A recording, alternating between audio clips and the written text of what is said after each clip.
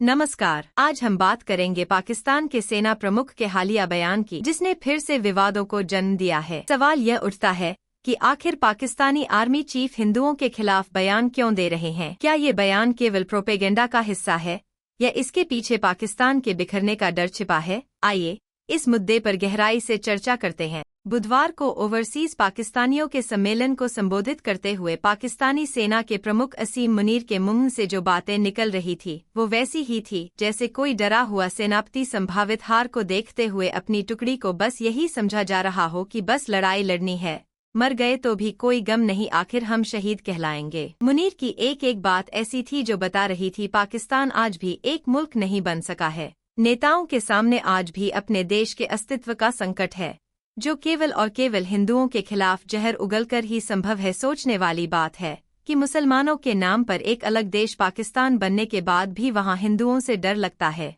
1947 में जब पाकिस्तान नाम का देश बना उस समय यहां हिंदुओं की आबादी करीब 23% थी। आज बमुश्किल 3% के करीब हिंदू बचे हैं।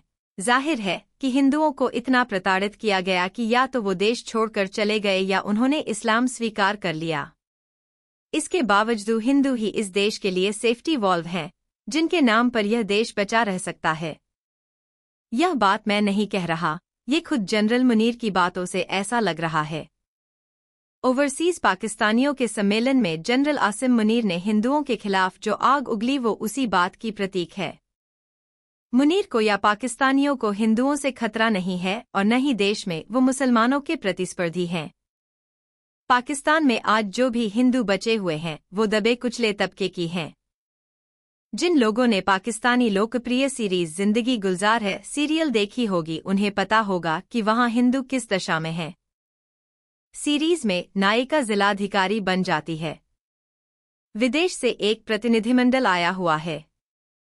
उन्हें गरीबों की एक बस्ती दिखाते हुए नायिका कहती है कि उधर हिंदू रहते हैं। जरा सोचिए कि आज की तारीख में मुनीर को इन कमजोर, शोषित, पीड़ित हिंदुओं के खिलाफ अपनी नफरत को क्यों उजागर करना पड़ रहा है। मुनीर ने कहा है कि हम हिंदुओं से अलग हैं, हम उनसे बेहतर संस्कृति और संस्कार वाले हैं। वो टू नेशन थियरी को सही ठहराते हैं, क्योंकि मुनीर को डर है कि अगर इस थियरी को सही नहीं ठहराया तो हो सकता है कि पाकिस्तान की युवा पीढ़ी बगावत ही कर दे। पाकिस्तानी सेना प्रमुख को यह क्यों कहना पड़ा कि उनकी संस्कृति और विचारधारा हिंदुओं की संस्कृति से बेहतर है? मुट्ठी भर हिंदुओं से वो अपनी तुलना क्यों कर रहे हैं? क्योंकि मुनीर को डर है कि उनका देश टूटने की कगार पर है। उसे हिंदुओं के खिलाफ नफरत पैदा करके बचाया जा सकता है। मुनीर विदेशों में रह रहे पाकिस्तानियों से अपील करते हैं कि वे अपने बच्चों को भी भारत और हिंदुओं से भेदभाव करना सिखाएं।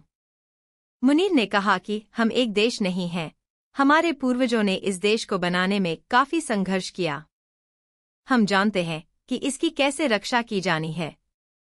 आपको अपने बच्चों को यह बताना चाहिए कि वे कभी भी पाकिस्तान की कहानी को न भूलें कि पाकिस्तान किस आधार पर बना, ताकि उनका पाकिस्तान के साथ नाता कमजोर न हो सके। भारत और पाकिस्तान के बीच पहले से ही तनावपूर्ण संबंधों में इस बयान से और अधिक खटास आ सकती है।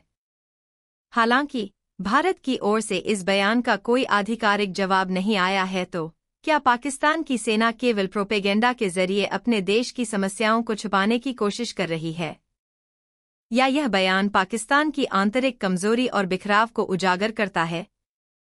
यह देखना दिलचस्प होगा कि आने वाले दिनों में इस पर क्या प्रतिक्रियाएं आती हैं। आप इस मुद्दे पर क्या सोचते हैं? हमें कमेंट सेक्शन में बताएं और ऐसे ही विश्लेषण के लिए हमारे साथ जुड़े रहें।